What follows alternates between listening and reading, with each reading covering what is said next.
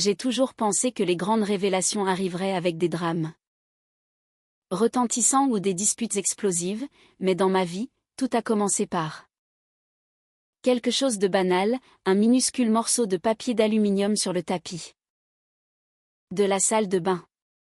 Cet éclat a attiré mon attention au moment où je suis entrée.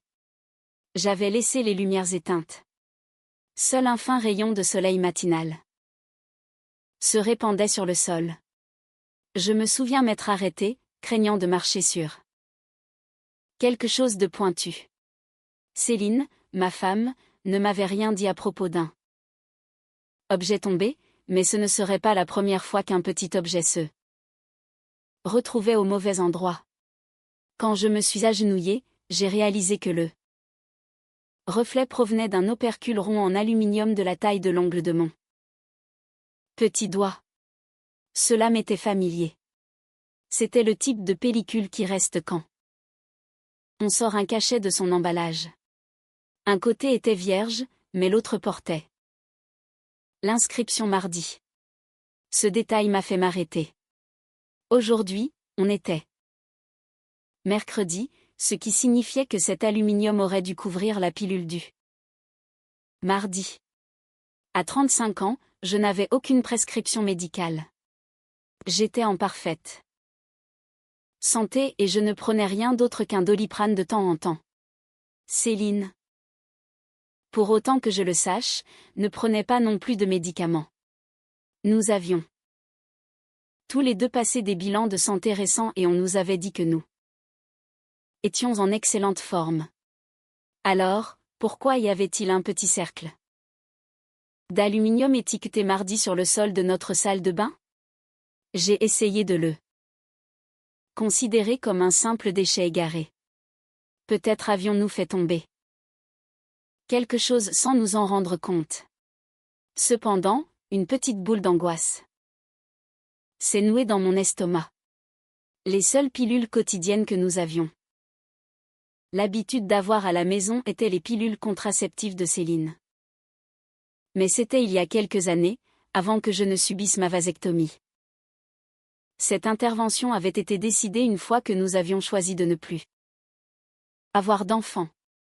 Elle avait pris la pilule pendant des années, mais nous avions finalement opté pour la solution définitive de ma vasectomie.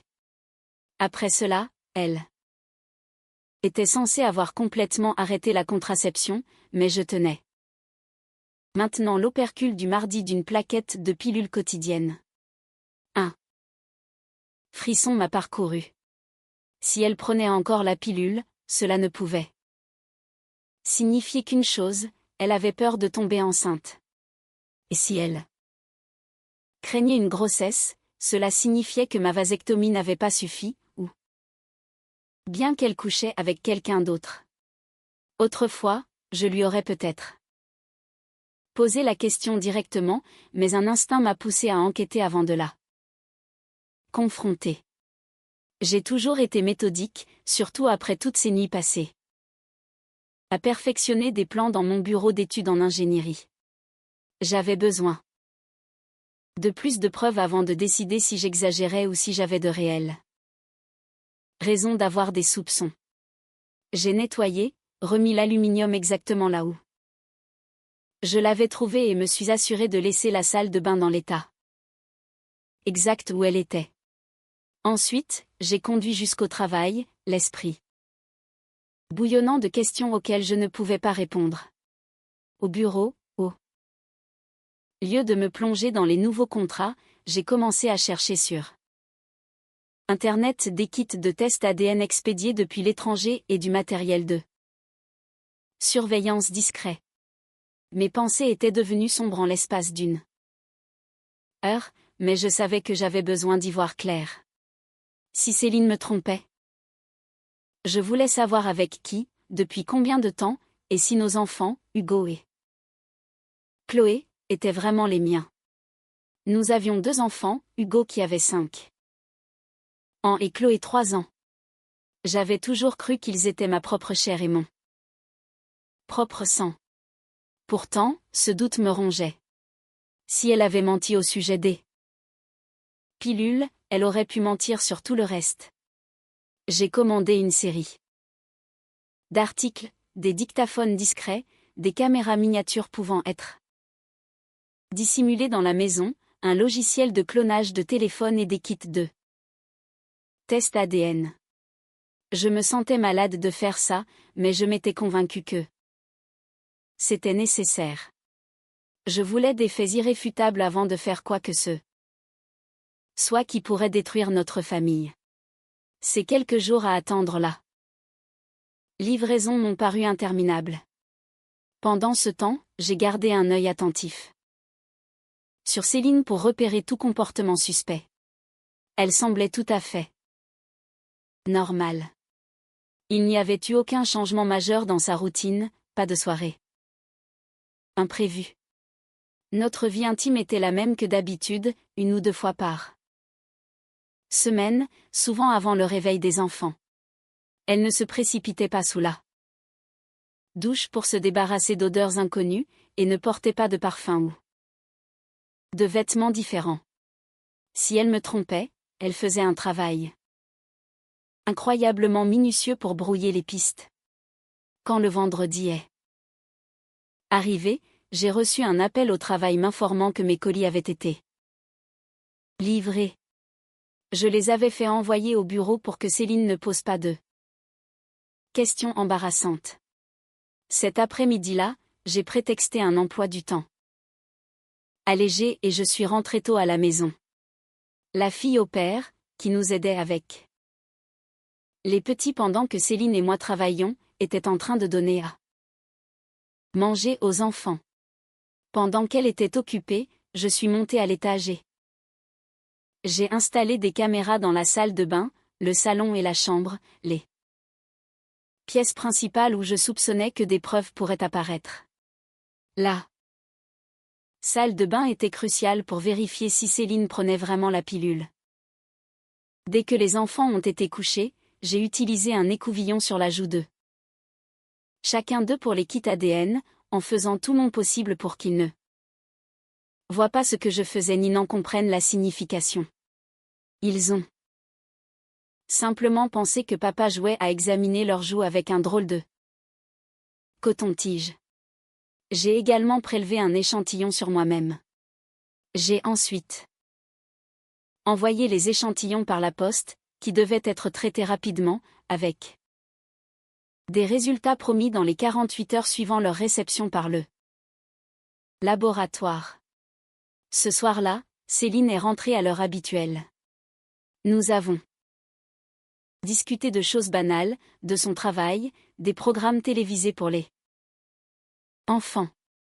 Pendant ce temps, je me sentais comme un étranger dans mon propre mariage. Après qu'elle soit allée prendre sa douche, je me suis glissée dans sa voiture pour placer un enregistreur vocal sous le siège. J'ai également cloné son téléphone, téléchargeant ses SMS et ses emails. À ma grande surprise, il n'y avait rien de compromettant dans son empreinte numérique, aucune preuve de flirt, aucun appel suspect. Cela signifiait soit que j'avais tort, soit qu'elle était beaucoup plus prudente que je ne l'avais imaginé. Le week-end fut presque normal. Nous avons fait ce que nous faisions toujours, les tâches ménagères, une sortie au parc avec les enfants et un moment d'intimité matinale qui ressemblait plus à une corvée routinière qu'à un acte d'amour. J'ai gardé une attitude polie. Mais à l'intérieur, j'étais rongée par l'inquiétude. Le lundi matin, Céline est partie travailler comme d'habitude et je lui ai dit que je ferais du télétravail pour rattraper mon retard sur certains projets. Dès qu'elle a franchi la porte, j'ai retiré les cartes micro SD des caméras et j'ai chargé les images sur mon ordinateur. Les images de la salle de bain montraient Céline prenant une petite pilule blanche à peu près à la même heure chaque jour. C'était confirmé, elle prenait bel et bien la pilule. Mon cœur a sombré, mais je me suis forcée à continuer de chercher. La caméra de la chambre m'a réservé la Surprise suivante. Le samedi soir, pendant que j'étais occupée à préparer le dîner, elle était sortie de la douche, était allée dans la chambre et avait tapé un message sur un téléphone que je ne reconnaissais pas. Elle avait manifestement un deuxième téléphone qui n'était pas celui que j'avais cloné. J'ai observé comment elle terminait d'écrire. Elle marchait vers la grille de ventilation, l'ouvrait prudemment et cachait le téléphone à l'intérieur. J'étais abasourdie. Elle avait un téléphone secret. Pas étonnant que je n'ai rien trouvé sur son téléphone officiel. Il était également logique qu'elle le garde hors de vue chaque fois que j'étais dans les parages. Je devais voir ce qu'il y avait dans ce deuxième téléphone. Cette nuit-là, après qu'elle se soit couchée, j'ai inspecté le conduit depuis l'autre côté. Il menait à la chambre de Chloé. Le téléphone n'y était pas. Il devait être dans son sac à main ou ailleurs, alors. J'ai attendu le bon moment. Finalement, à une autre occasion, alors que Céline prenait sa douche et que j'entendais l'eau couler, j'ai ouvert silencieusement la grille depuis la chambre de Chloé. Le téléphone était là. Je l'ai attrapé. J'ai couru dans mon bureau, j'ai cloné son contenu sur un nouvel appareil en quelques minutes et je l'ai remis à sa place. Mes mains ont tremblé tout le long, l'adrénaline montant en flèche. Juste quand j'ai terminé, j'ai entendu l'eau s'arrêter. J'ai eu juste le temps de me glisser dans la chambre de Chloé et de faire semblant de la regarder dormir. Céline a passé la tête par la porte. Curieuse, mais elle a pris cela pour de l'affection paternelle. Le lendemain matin dans mon bureau, j'ai enfin accédé aux données clonées du téléphone. Quelques secondes, ma vue s'est brouillée de larmes. C'était exactement ce que j'avais redouté. Les messages étaient explicites, décrivant des après-midi volés dans des hôtels et des actes intimes entre Céline et un autre homme. Elle plaisantait sur le fait que je ne me doutais de rien. Il mentionnait même qu'ils programmaient leur rencontre en fonction de mes déplacements professionnels. L'homme n'était jamais nommé dans les messages, ce qui m'a seulement conforté dans l'idée que c'était quelqu'un avec qui elle travaillait en étroite collaboration et qu'elle ne voulait pas nommer par écrit. Je suis restée là à pleurer, ignorant le son de l'interphone de mon assistante, Isabelle. Elle a finalement frappé et ouvert ma porte, me trouvant effondrée sur mon bureau, les larmes coulant sur mon visage. Isabelle était une femme perspicace et pragmatique, de quelques années mon aînée. D'habitude, nous gardions une distance professionnelle, mais cette fois-ci, elle est entrée, a verrouillé la porte et m'a tendu des mouchoirs. Que s'est-il passé? A-t-elle demandé. Calmement. Je lui ai tout raconté, l'aluminium suspect, les pilules cachées, les caméras, le deuxième téléphone. Je me sentais pathétique, mais elle s'est contentée d'écouter. Puis elle a dit, Julien, nous avons besoin de détailler. Nous avons besoin d'un plan. Quand j'ai mentionné que j'avais aussi fait des tests ADN pour les enfants, elle a hoché la tête. Bien, découvre la vérité, puis décide comment agir. Pour l'instant, tu as un billet de train pour visiter notre succursale à Lyon. Tu pars aujourd'hui et tu ne reviens pas avant jeudi. J'ai cligné des yeux, la regardant d'un air confus. Nous n'avions discuté d'aucun voyage. Fais-moi confiance, a-t-elle dit. Céline pourrait avoir des soupçons si tu restes dans les parages trop longtemps. Dis-lui que tu as une urgence soudaine là-bas. Isabelle a envoyé un message à Céline depuis mon téléphone, inventant un problème critique sur le site de Lyon. Céline a répondu qu'elle Était désolée de l'entendre et espérait que je rentrerais vite. Isabelle m'a également donné le nom de sa proche amie, Camille, une avocate spécialisée en droit de la famille qui avait géré le divorce ou le d'Isabelle il y a quelques années. Je me suis retrouvée dans le bureau de Camille quelques heures plus tard, toujours en état de choc. Camille a écouté, a posé des questions directes et m'a expliqué mes options légales. Ne rien faire, demander un divorce par consentement mutuel, ou opter pour la solution nucléaire avec une procédure de divorce pour faute qui détruirait le monde de Céline et réduirait ses prétentions sur mes biens. J'ai examiné chacune d'elles avec attention. Ne rien faire. Impossible, j'étais furieux. Divorce à l'amiable. Pourquoi devrais-je renoncer à la moitié de tout ce que j'avais construit, surtout si les enfants n'étaient pas de moi? Mon choix final était évident. Je veux l'option nucléaire, ai-je dit en entendant ma propre voix trembler de colère. Camille a hoché la tête. Très bien. Nous allons d'abord rassembler plus de preuves. Pour cela, j'ai besoin du téléphone que vous avez cloné pour que nous puissions monter un dossier solide. Je le lui ai donné sans hésiter. Isabelle m'a ensuite conduit dans un hôtel modeste en me disant de prendre une douche, de commander au service d'étage et de ne pas m'approcher du minibar. J'ai besoin que tu sois lucide, a-t-elle insisté. Tu dois planifier tes prochaines étapes. Mais je n'arrivais pas à penser clairement. Ma vie, telle que je la connaissais, venait de voler en éclats. La seule petite lueur d'espoir était la possibilité que les enfants soient quand même les miens ou que j'aie tiré des conclusions hâtives. Cependant, au fond de moi, je savais que les chances étaient minces. Le lendemain matin, j'ai reçu un message du laboratoire ADN indiquant que mes résultats seraient prêts dans l'après-midi. Je n'arrivais pas à me résoudre à regarder.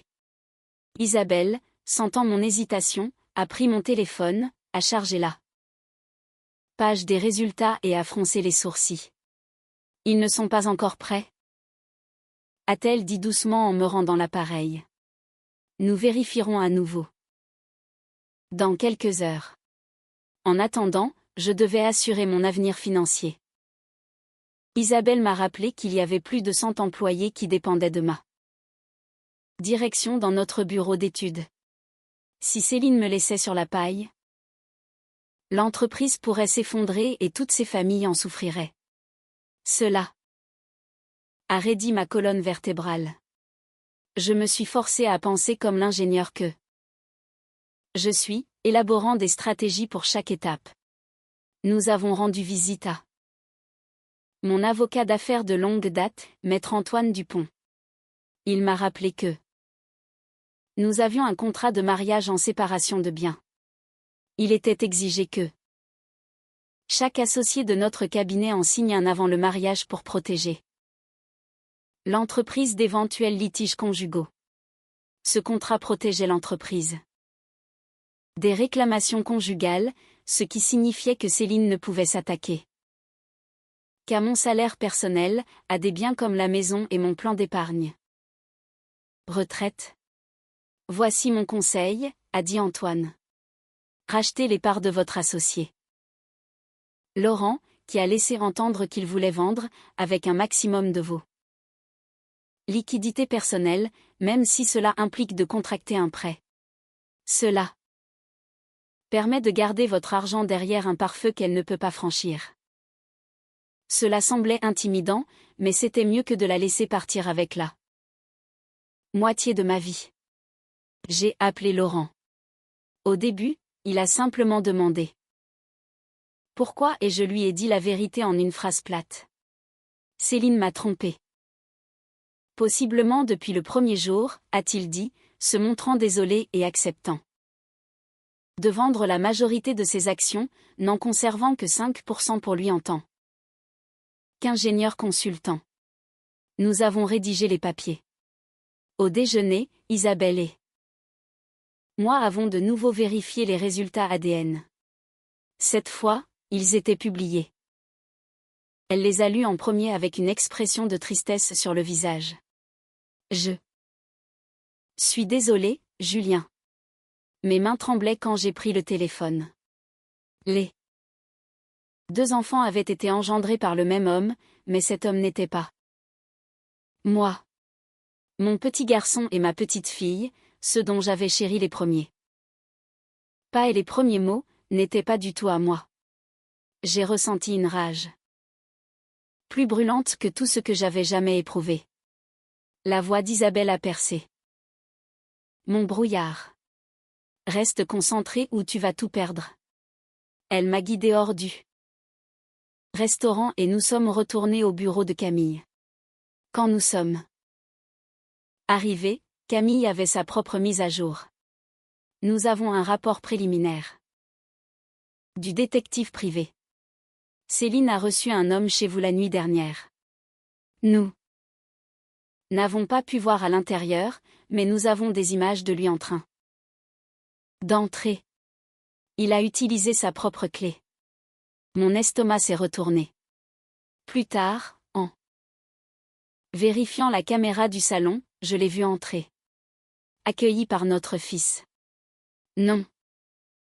Par son fils, criant « Papa Stéphane ». Mes larmes ont coulé par vagues. Incontrôlable.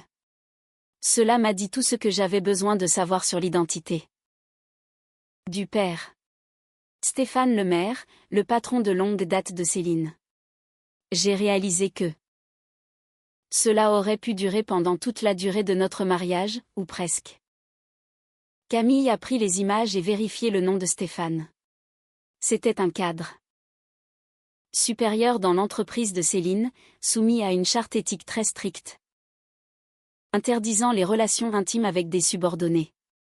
Nous pouvons attaquer son entreprise pour cela, a dit Camille, et le poursuivre lui pour préjudice moral, en plus de ta femme pour fraude sur la paternité. Elle a énuméré une litanie de stratégies légales possibles, toutes agressives et dévastatrices. Elle était totalement acquise à la voie nucléaire que j'avais choisie. Je suis rentrée à l'hôtel, engourdie. Isabelle est apparue à ma porte ce soir-là en disant « Tu ne devrais pas rester seule. Fais tes valises, tu viens chez moi. » J'étais trop épuisée pour discuter. Isabelle avait une maison de plain-pied, plus grande que ce que je pensais, et m'a donné une chambre d'amis. Il n'y avait aucune proximité physique ni d'ambiance romantique. C'était plutôt comme si j'étais un homme brisé et qu'elle intervenait en tant qu'amie, une amie qui ne pensait pas que je pouvais tenir le coup tout seul. La grande étape suivante consistait à finaliser le rachat des parts de Laurent.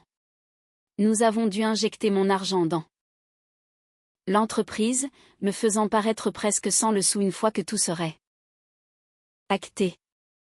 J'ai déplacé tous mes fonds personnels, liquidé mes placements en assumant les pénalités, et me suis préparé à refinancer la maison. À la fin, je semblerais n'avoir qu'une fraction de mon patrimoine réel. C'était légal grâce au contrat de mariage et au timing de ces transactions avant le divorce. Antoine a rédigé tous les papiers. Laurent a signé. Je suis devenu l'actionnaire majoritaire. Maintenant, tout était au nom de l'entreprise, hors de portée de Céline. Le lundi matin, Camille a déposé la demande de divorce pour faute, fraude et préjudice moral. Parallèlement, elle a entamé des démarches contre l'employeur de Stéphane pour manquement au code de bonne conduite et abus d'autorité. Elle avait aussi des huissiers prêts à tout remettre en main propre, un dossier pour Stéphane dans son bureau, un pour le service des ressources humaines de l'entreprise, et un sur le bureau de Céline. J'ai regardé l'horloge. À 10 heures précises, mon téléphone a sonné avec un email. Les papiers du divorce avaient été signifiés. Les autres procédures ont été remises. Quelques minutes plus tard. En l'espace de 10 minutes, mon téléphone s'est illuminé. Je m'attendais à ce que ce soit Céline, mais c'était ma mère. Julien, a-t-elle dit. Allô, maman. Qu'est-ce que c'est que ça? Sa voix était aiguë. J'ai reçu ta lettre. Ton père aussi. Est-ce que tu fais vraiment ça? L'as-tu lu? Ai-je demandé. Je l'ai lu et je n'y crois pas, a-t-elle dit. C'est Céline, ta femme, la mère de tes enfants. Comment peux-tu simplement? Ce ne sont pas mes enfants, l'ai-je interrompu. Il y a eu une courte pause. Puis elle a dit, ils sont de toi, c'est tout ce qui compte. Non, ils ne le sont pas. Ai-je répondu. Tu les as élevés. Tu as été leur père depuis le jour de leur naissance. Es-tu en train de dire que ça ne compte pour rien? Je dis que tout a été construit sur un mensonge. Sa respiration était forte à travers le téléphone. Et alors? Tu pars simplement comme s'il ne signifiait rien pour toi. Est-ce que tu les punis pour quelque chose que Céline a fait? Ne penses-tu pas qu'ils vont souffrir de ça? Parce que d'un coup, tu as décidé que tu ne voulais plus être leur père. Qu'est-ce que tu racontes, bon sang? Ai-je crié. Je ne veux pas perdre mes petits-enfants à cause de ça. Je ne le ferai pas, a-t-elle dit. Alors ne le fais pas, ai-je répondu. C'est ton choix. Je dois raccrocher. J'ai mis fin à l'appel immédiatement. Mon téléphone a sonné de nouveau. C'était Céline. Julien, il faut qu'on parle, a-t-elle dit. Sa voix tremblait. Je rentre à la maison. Je n'ai rien dit et j'ai raccroché. Puis j'ai réalisé que la maison était toujours ma maison, là où nous avions vécu ensemble. Mais je suppose qu'elle la considérait toujours comme la sienne aussi.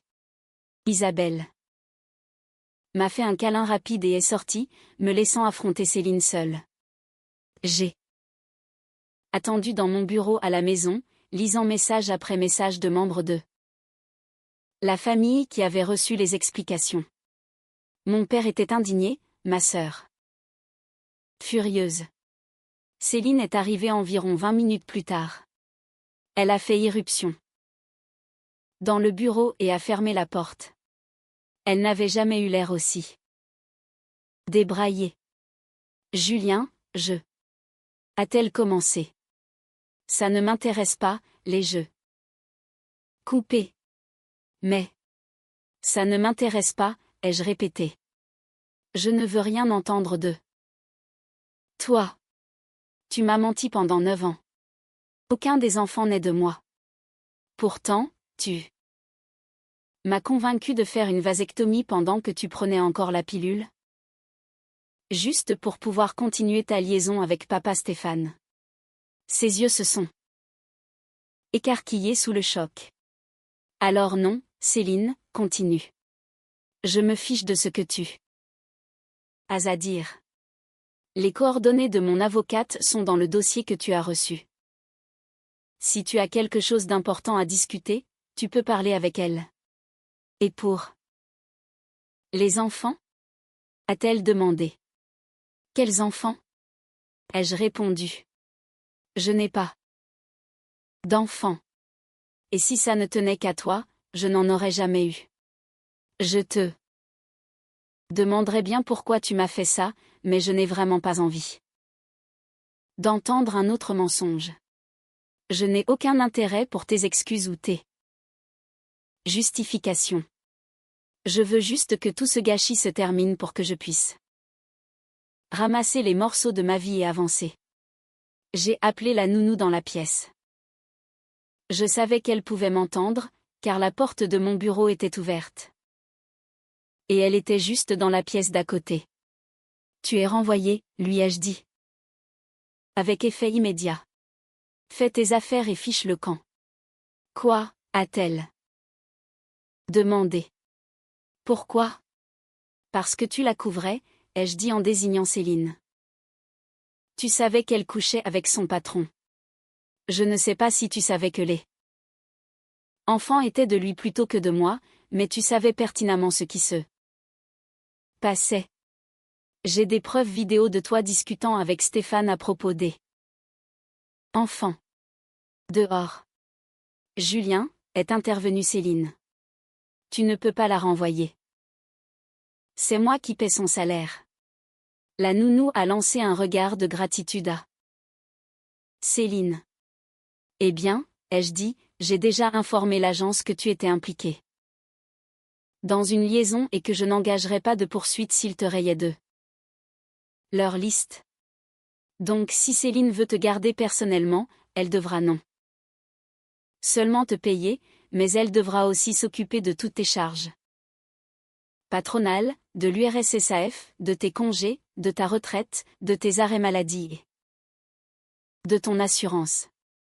Le visage de la nounou a pâli. Non seulement elle perdait son travail, mais être rayée des registres de l'agence rendait presque impossible la recherche d'un autre poste. Les agences partageaient leurs informations. Maintenant, sors, ai-je ordonné, et elle est partie précipitamment.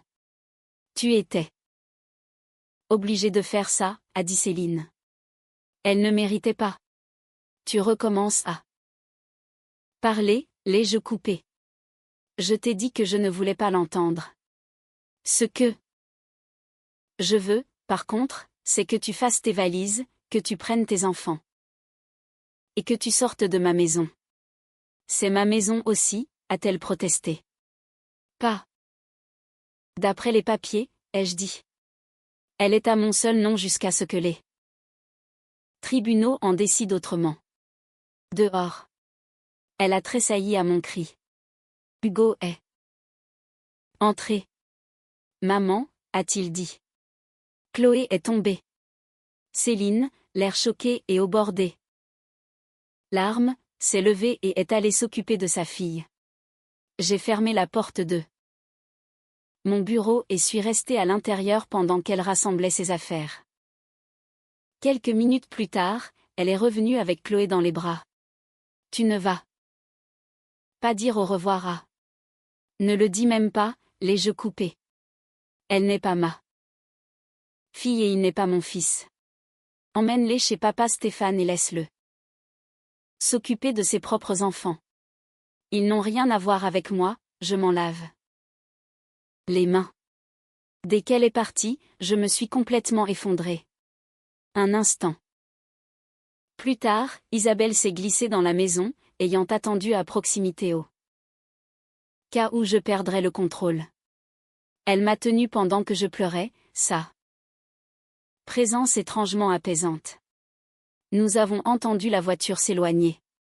Mon téléphone vibrait sans arrêt, mais je l'ignorais. Pour la première fois en une semaine, j'ai ressenti le besoin désespéré de disparaître simplement de ma propre vie. Isabelle, toujours inébranlable, m'a rappelé que nous avions encore des étapes à finaliser, lancer la machine avec la plainte contre les ressources humaines, verrouiller les finances de l'entreprise et ainsi de suite. Quelques heures plus tard, j'ai reçu un email m'informant que Céline avait demandé une ordonnance de protection contre moi, invoquant une détresse psychologique. L'ordonnance m'interdisait de rentrer dans ma propre maison jusqu'à une audience au tribunal. C'était un geste malveillant, sans doute orchestré par son avocat, pour montrer au juge qu'elle était en danger. Mais Camille était déjà sur le coup, soulignant que c'était moi qui avais installé les caméras, rassemblé les preuves et découvert la fraude. Le juge a rapidement annulé la requête. Céline a déménagé chez ses parents. Pendant ce temps, Stéphane a perdu son emploi lorsque l'entreprise a réalisé qu'il avait violé de façon flagrante leur charte éthique. En couchant avec une subordonnée et en ayant eu 2 enfants avec elle. Les poursuites judiciaires ont volé dans tous les sens. Au final, l'employeur de Stéphane a conclu un accord à l'amiable avec moi pour une somme substantielle. Stéphane a dû personnellement accepter un règlement financier pour le préjudice moral, me versant une grosse somme d'argent qui m'aiderait à rembourser le prêt que j'avais contracté. J'étais insensible à la majeure partie de tout cela. Ma véritable angoisse était de perdre Hugo et Chloé, que j'aimais toujours, mais que je refusais de voir parce que je ne pouvais pas supporter la douleur. Peut-être que cela faisait de moi un lâche, mais chaque fois que je pensais à ces enfants, je voyais le visage de Stéphane. Il m'oublierait probablement assez vite de toute façon. Céline s'est servie d'eux comme d'un levier affectif, me suppliant de rester dans leur vie, mais je n'étais pas prêt. Les semaines se sont transformées en un mois. J'ai vendu la maison à perte et j'ai tourné la page. Je n'avais aucune envie de vivre dans l'endroit qui était devenu le théâtre d'une telle trahison. Je suis restée temporairement dans la chambre d'amis d'Isabelle.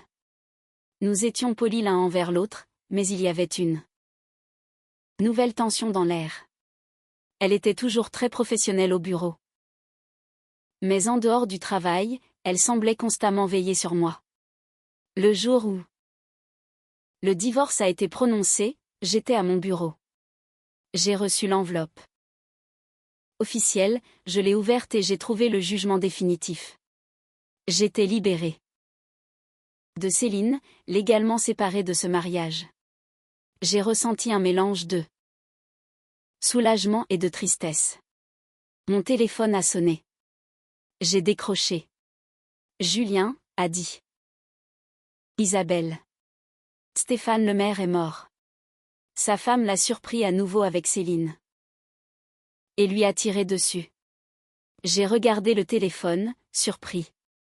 J'ai réalisé, avec un sombre sentiment d'ironie, que Stéphane ne pourrait jamais élever les 2 enfants qu'il avait engendrés dans mon dos. Je n'étais pas sûre que ce soit de la justice ou simplement une autre tragédie, mais je ne vais pas mentir, je n'ai ressenti aucune pitié. Ça n'aurait pas pu arriver à un type plus charmant, ai-je murmuré à voix basse. Je m'attendais presque à ce qu'Isabelle me réprimande. Mais elle a simplement hoché la tête. Elle est entrée dans mon bureau 1 minute plus tard avec une enveloppe à la main. Ça aussi est arrivé pour toi. On dirait. Le chèque de règlement final de la part de Stéphane. J'ai vu le chèque, un montant qui m'aiderait à couvrir entièrement mon prêt. J'étais devenue véritablement libre de toute dette persistante. J'ai expiré en m'adossant à mon fauteuil, ne sachant pas trop quoi ressentir. Mon mariage était terminé, mais illusion sur la paternité détruite, l'homme qui avait engendré ses enfants était mort. Et j'étais maintenant financièrement à l'abri grâce à un coup du sort tordu. Isabelle a fermé la porte de mon bureau, a fait un pas en avant et m'a embrassé fermement, passionnément, sans hésitation. Quand elle a reculé, j'ai réalisé que mon cœur battait la chamade pour une toute nouvelle raison. Elle a souri face à ma réaction d'étourdissement. Ça fait 9 ans que je veille sur toi, a-t-elle dit doucement. Tu es l'homme le plus droit que j'ai jamais rencontré et tu n'as jamais franchi la ligne avec moi, même quand tu étais au plus bas. Je t'ai attendu longtemps, Julien. Si tu me laisses faire, je veux te montrer que toutes les femmes ne mentent pas et que toutes les relations ne se terminent pas par un cœur brisé. J'ai passé en revue toutes nos interactions au fil des années, son professionnalisme discret, sa protection, sa volonté Inébranlable de se battre pour moi une fois la vérité révélée.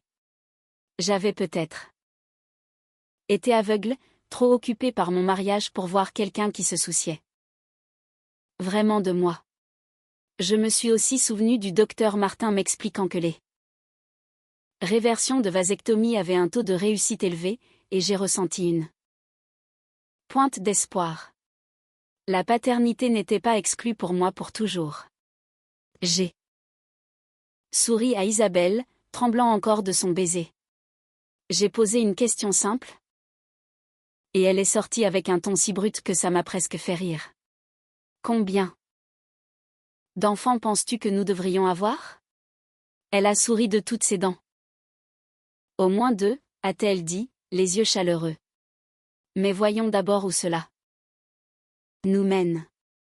À ce moment-là, j'ai réalisé que ma vie avait été bouleversée, mais que d'une certaine manière, un nouveau chapitre s'ouvrait.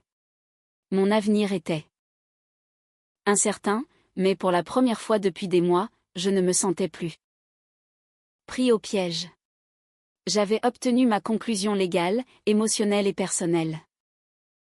Une partie de moi souffrirait toujours pour les enfants que je croyais autrefois miens, mais je comprenais aussi que j'avais l'opportunité de me reconstruire. Je le ferais peut-être avec quelqu'un qui avait prouvé sa loyauté et sa constance à mes côtés depuis le début. J'ai hoché la tête et Isabelle m'a embrassé de nouveau. C'est là que mon ancienne vie a pris fin et qu'une nouvelle a commencé. Libérée du poids des illusions et des mensonges. Peut-être que le cœur brisé était le prix de la liberté, et peut-être qu'après tout, c'était un échange équitable.